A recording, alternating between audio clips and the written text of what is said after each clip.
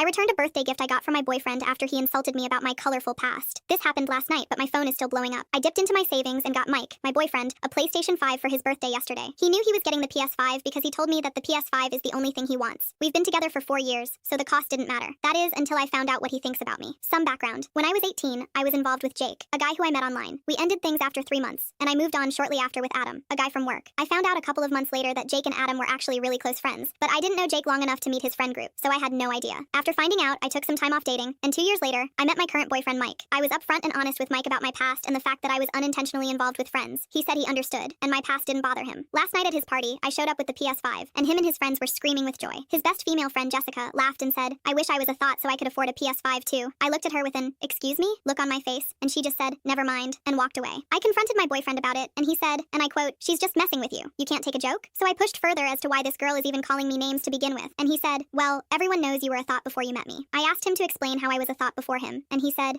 messing with best friends? He then patted me on the shoulder and said that it's okay because I'm not who I was back then, and if he could get over my colorful past and thought mentalities to give me a chance, then I could get over Jessica's comments and give her another chance. I didn't say anything. I just got up, took the PS5 from the gift table, and left. He was pissed. He literally called me like 20 times, but I didn't care. I was so hurt that I took the bow off and took it straight back to the store I got it from. They happily refunded it. I thought that was done, but Mike and all his friends, including Jessica, are berating me for being petty, and they're all saying I brought this on myself by making poor choices. I responded to Mike and told him that he deserves better than me, so find someone who wasn't a thought and get the PS5 from them because I returned it. He started screaming how I'm the biggest AH for returning it, and how I should be happy he ignored my colorful past. I'm thinking maybe taking it back went too far.